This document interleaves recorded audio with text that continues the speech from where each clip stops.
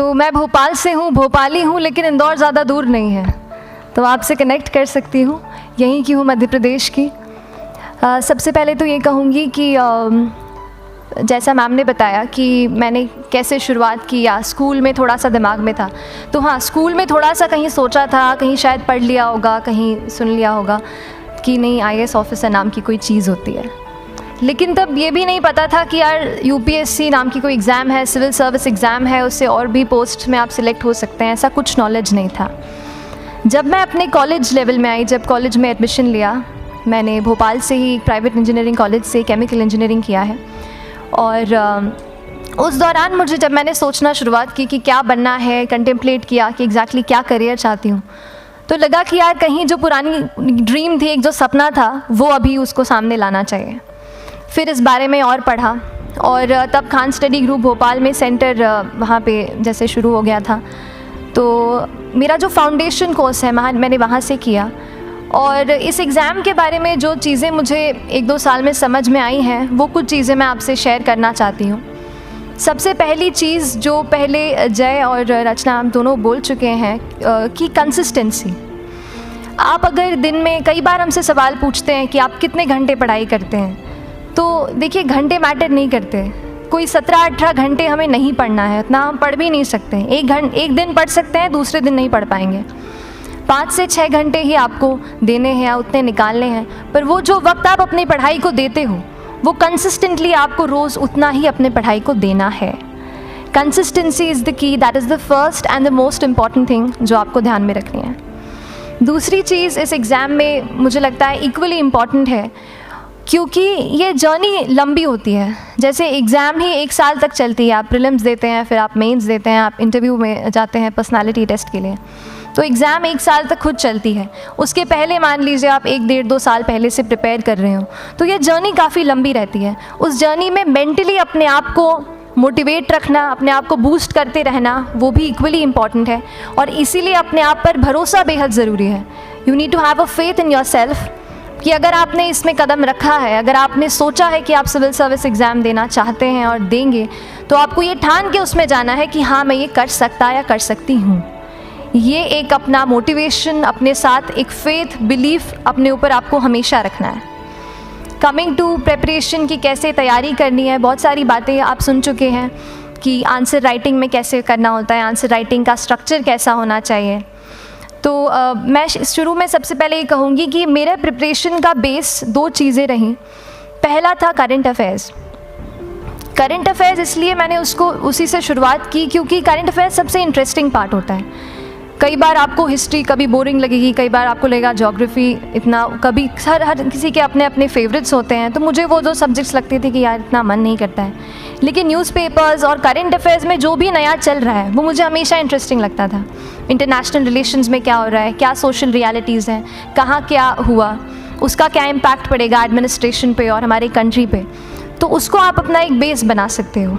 आप current affairs based preparation कर सकते हैं, इसलिए भी क्योंकि अगर आप मेंस एग्ज़ाम देखेंगे तो काफ़ी डायनामिज्म आ गया है, केवल प्रीलिम्स में नहीं बल्कि जनरल स्टडीज़ पेपर 2, पेपर 3 में भी आप देखेंगे कई सारे ऐसे सवाल हैं जो करंट इवेंट्स से इंस्पायर्ड होते हैं, उन पे बेस्ड रहते हैं। तो जब आप न्यूज़पेपर बेस्ड, करंट बेस्ड पढ़ाई करते हैं तो वो आपका प्रिपरेशन वहाँ से भी कवर हो सकता है। दूसरी जो चीज़ मैंने जिस पे बहुत फोकस किया वो थी आंसर राइटिंग। तो आंसर राइटिंग का जैसे खान सर बता रहे थे कि आंसर राइटिंग की प्रैक्टिस बहुत की, तो उसके पीछे मेरा ये था कि जब मैं हमेशा प्रीलिम्स का कोई भी पेपर टेस्ट देती थी, हम मॉक टेस्ट देते हैं, तो मॉक टेस्ट देती थी तो हमेशा मेरे मार्क्स करीब 90 to 110, 120, इससे ऊपर मेरे कभी मार्क्स नहीं जाते थे।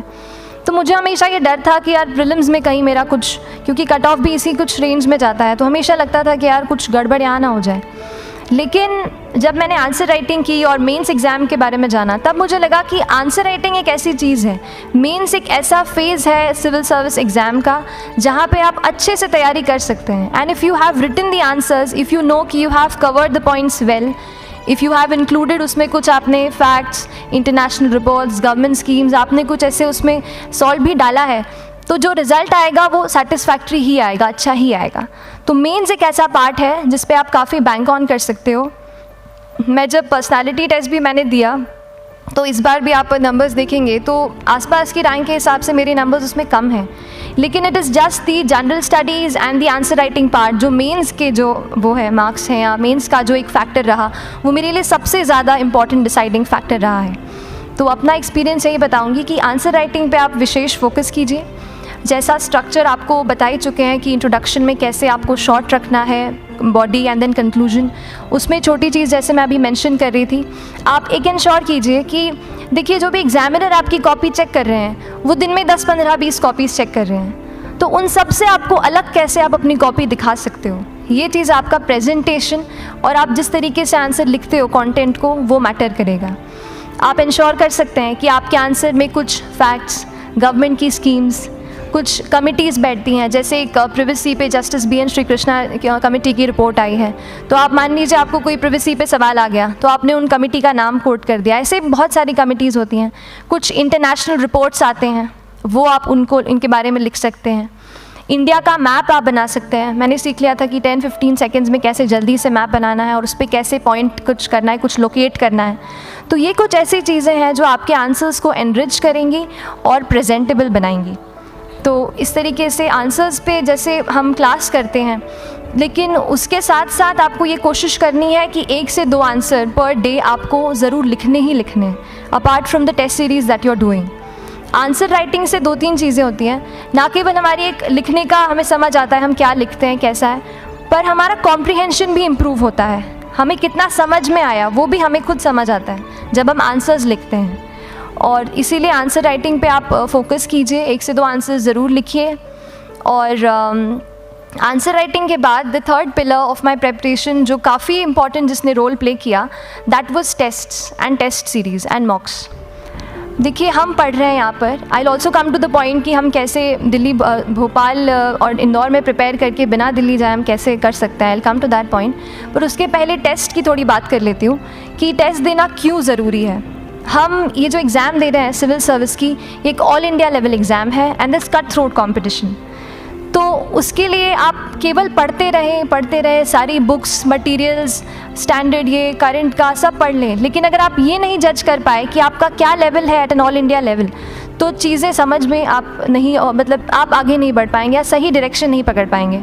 तो इसलिए आप टेस्ट से घबराइए मत। कई बार टेस्ट का इनर्शिया होता है, ऐसे लगता है कि जब तक पूरा सिलेबस कंप्लीट नहीं कर लूँ तब तक टेस्ट नहीं दूंगा, लेकिन सच में बात ये होती है कि जब तक हम GS के मतलब पेपर देने अंदर भी घुसते हैं ना, तब भी उस सेकंड पे लग रहा होता है कि कुछ छूट गया है हमारा।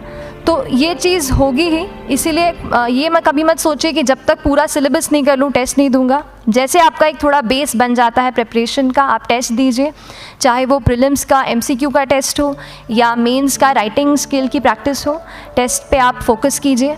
उसके बाद टेस्ट केवल देने के लिए नहीं देना है, उसको एनालाइज भी अच्छे से करना है। When you get the answer hints, when you get the answer keys, analyse properly कि आपकी क्या गलती हुई है और उससे भी सीखने की कोशिश कीजिए कि क्या कुछ नया मुझे इस टेस्ट पेपर से या इस आंसर कॉपी से मिल सकता है। तो इस तरह से टेस्ट पे भी आप फोकस कीजिए।